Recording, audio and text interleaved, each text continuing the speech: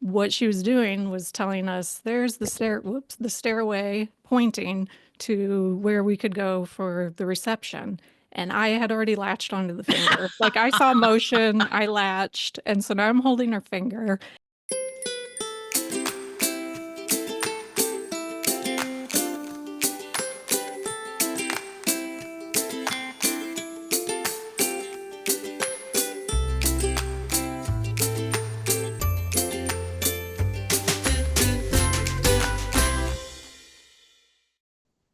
Hi, Terri Gillespie here, and welcome to March's A2A, Author to Author. And I'm so excited about this author. I have been following her writing career since her very first book, Dear Henry, Love Edith. And I just knew that she's a hoot. I don't know how else to say it. But anyway, her newest book is coming out, First Love, Second Draft. And it's another winner. And it's not coming out until April 15th. So we're going to talk about this a little bit more. But in the meantime, pre-order. Pre-order. It really helps authors. So like, comment, and share.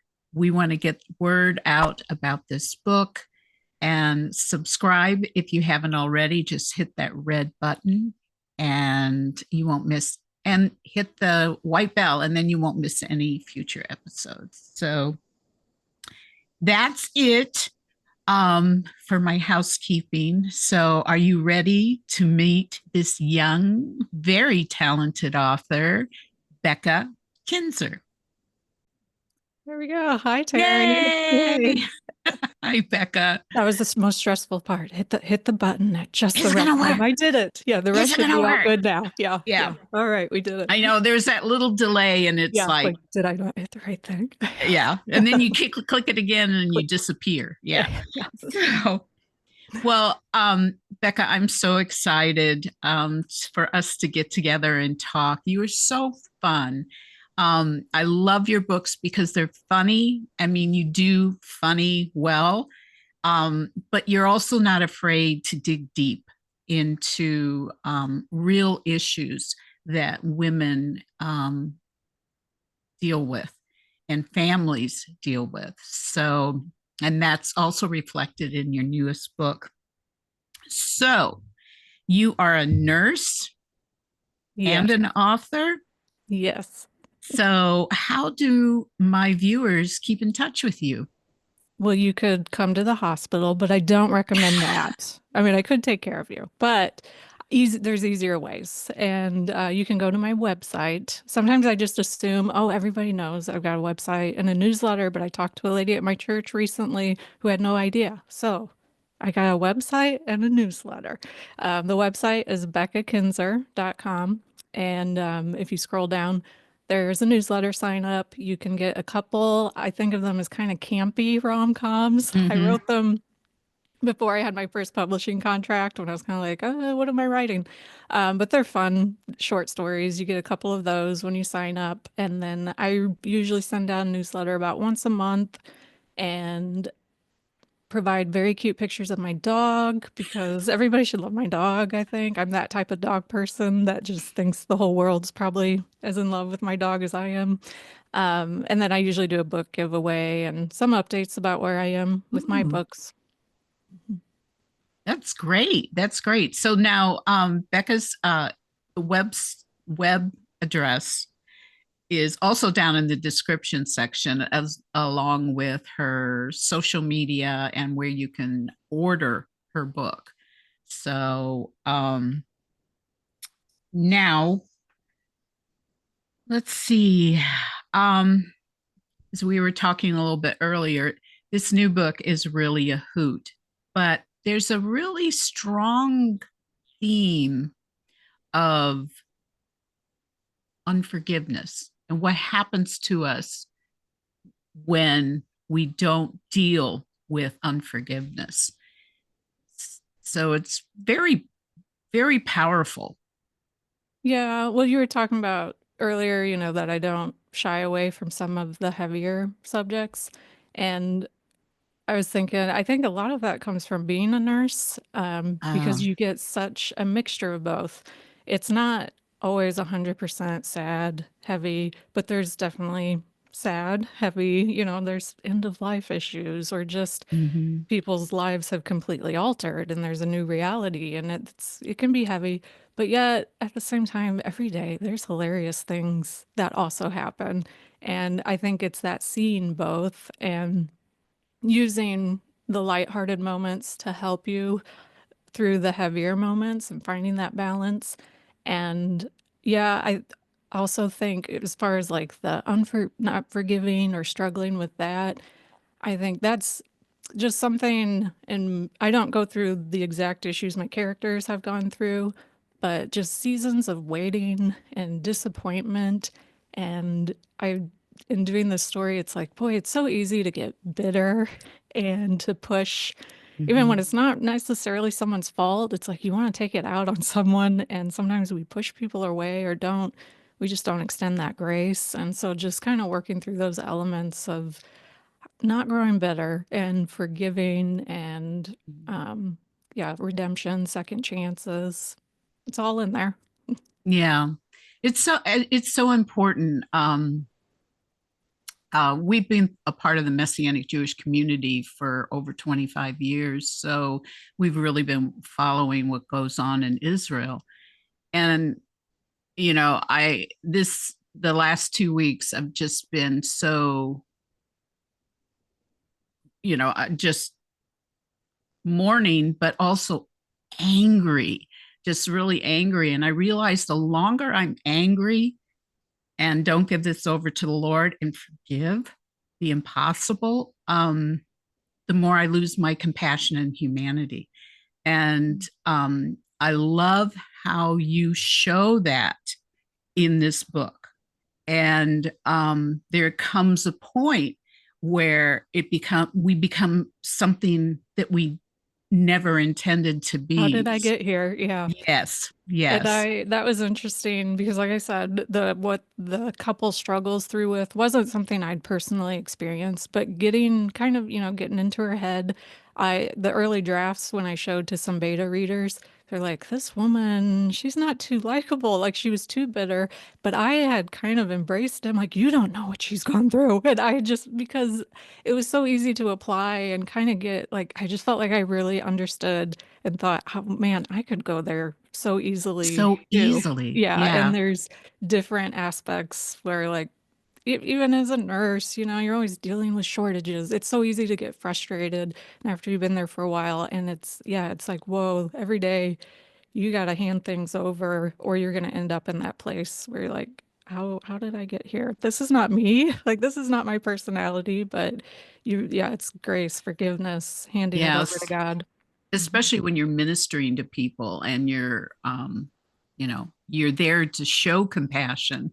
Right. And so yeah, it really I mean, your other books, they're fun. I really enjoyed them and dug deep into things, but this one just really kind of wormed its way in to make me think even more.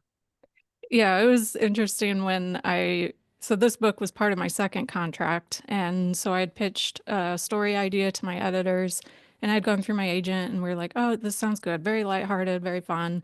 And my agent had said, just throw on another story idea too. It doesn't have to be as, fleshed out, just a paragraph or something. Well, I Mm-hmm. had written this story years ago or a draft of it when I was just writing anything, just Mm-hmm. practicing writing. And so I was like, well, there's the novel writer, the rom-com writer, and the baseball player. Like, I'll put it in there. But the whole time, like, this one's a heavier one. It went through several drafts. Well, of course, that was the one my editors were like, let's do this one. We want more of this one, first. We can get to the other one because they really liked the rom-com aspect and the writer. But I was a little intimidated because I'm like, this one has some heavier elements and to pull it off because it's still a rom-com. Like it's still overall lighthearted. There's humor and things. But yeah, it's like, well, this one's going in a little deeper territory than my previous ones had gone into. But I mean, thankfully my editors were great working with. We kind of found found that good balance, and I felt like it just helped me grow as a writer with this one. Yeah, yeah. I think it really seasoned you. And I'm really gonna look forward to your next books. So I do have to say something. I grew up in St. Louis County. And so when you went to the Hill, I thought, did she go to Ragazzi's? Is where did she go?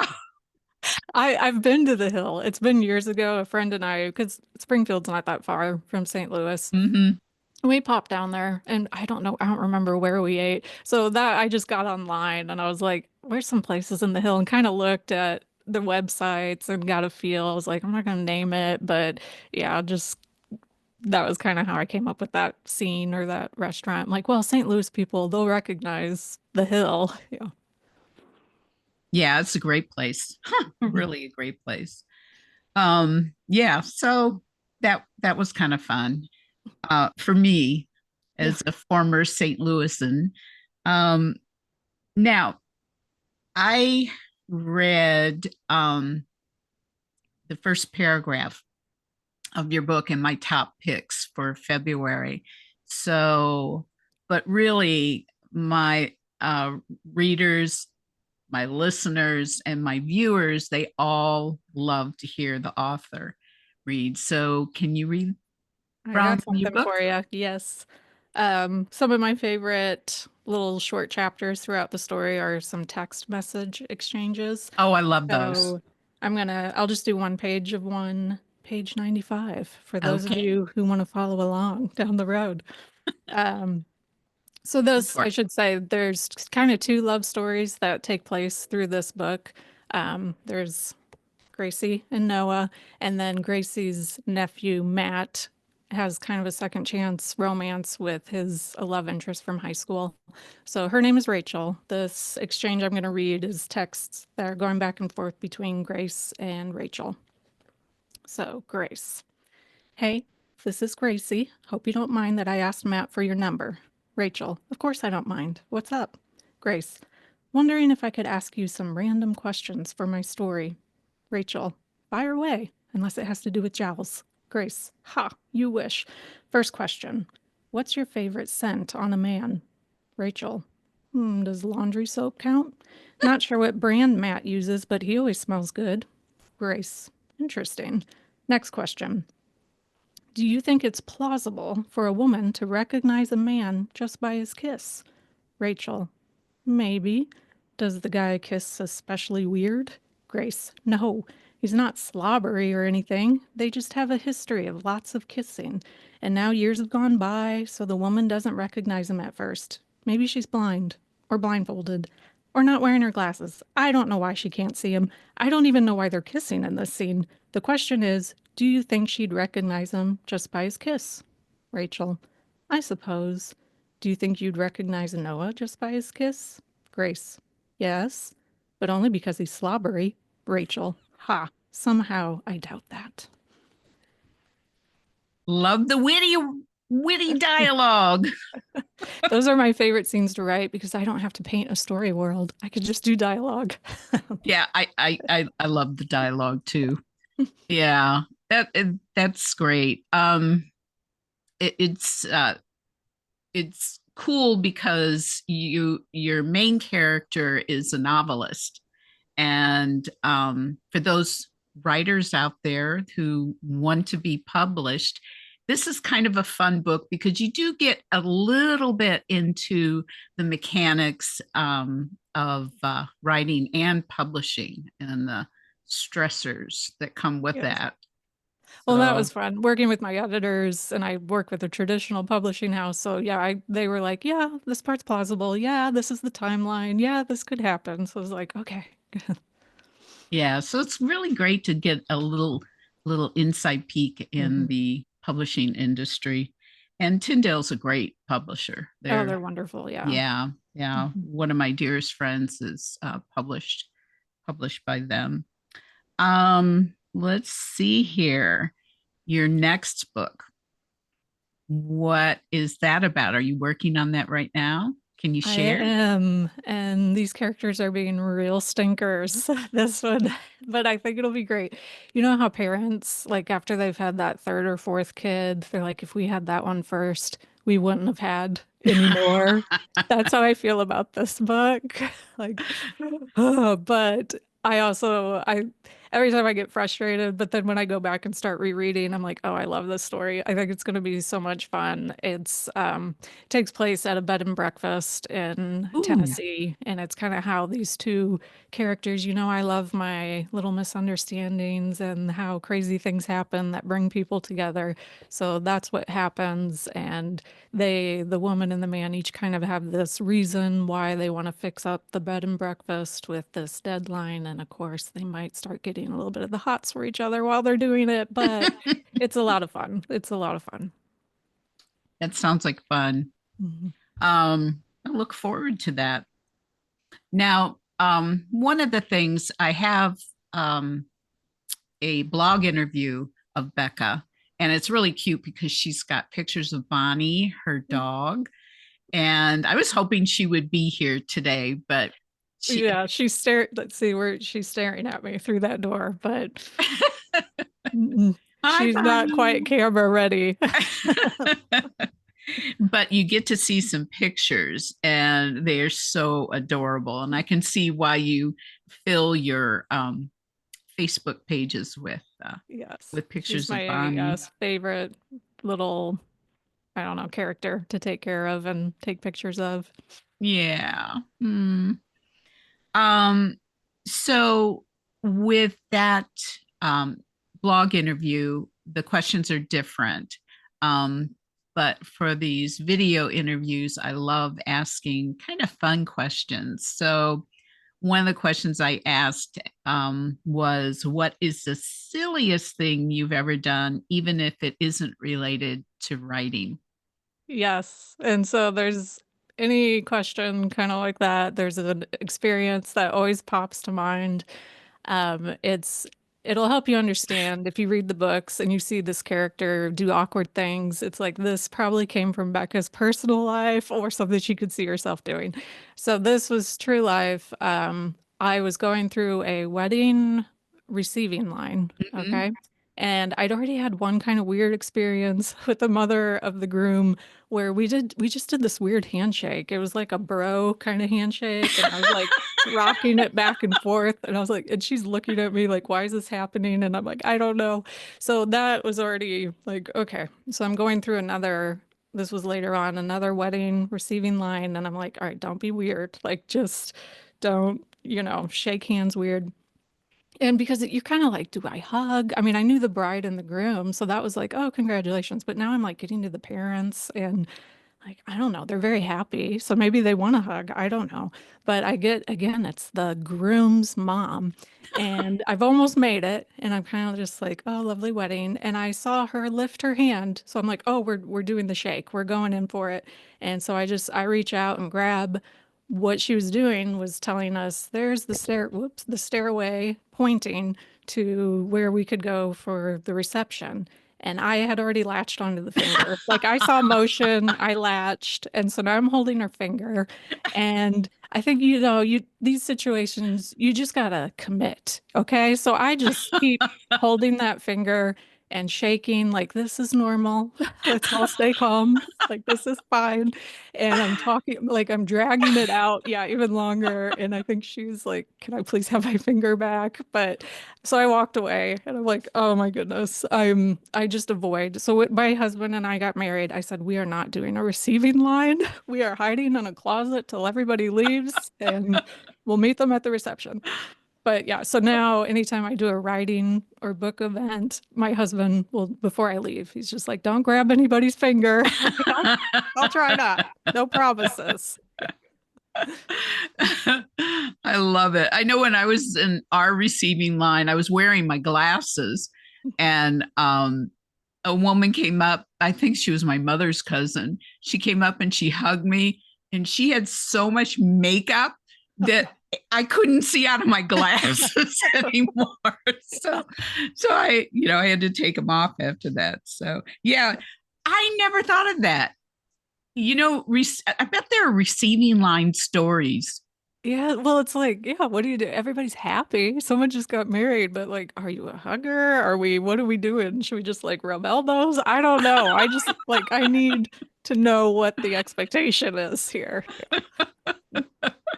That's great. Okay, that's great. Um, so on that note, for this month's giveaway, Becca and Tyndale are giving away a soft cover copy because Tyndale, that's what they call their paperbacks, soft cover copies of First Love, Second Draft. So you'll probably be one of the early receivers of this book when it releases April 15th, which, by the way, once again, pre-order. Pre-order. It really helps Becca. And then be sure and leave, even if it's just a few lines, be sure and leave a review. It really does help get the word out about the book.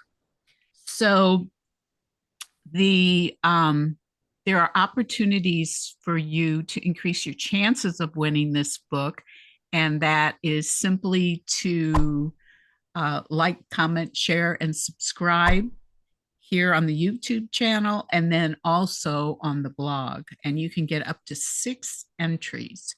So that can make a difference when you have a bunch of people entering. So the drawing will be held Friday, March 14th.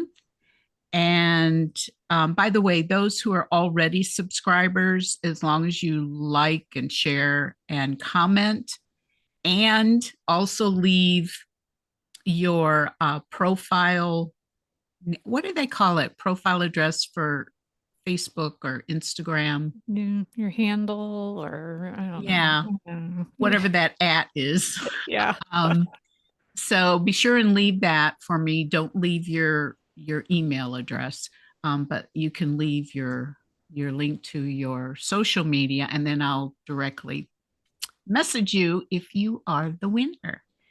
Now, one thing, this contest only includes the contiguous U.S., so sorry, Hawaii and Alaska. Maybe someday. So, Becca, do you have any final words before we sign off? I think just, reminding of what we talked about earlier, just I think putting your hope in Jesus and clinging to him constantly, keeping that relationship close so that, yeah, you don't find yourself wandering off the wrong path and ending up in a bitter place. But yeah, I hope readers are encouraged by the story and come away with laughs and a reminder to always cling to that hope. Amen. And also that God is all about second chances and third, and yeah. Yes. So if you find yourself off the path, you can always get back. Yes, yes. So, thanks, my dear viewers, for watching my 50th interview episode. And I'll have a reminder that I have those links to her website, to where you can purchase the book, to her social media. And we really do appreciate those social media likes, comments, shares, follows. So they'll be down in the description section. Now, next month, the featured author is a best-selling and award-winning author and my dear friend, CATHY GOHLKE.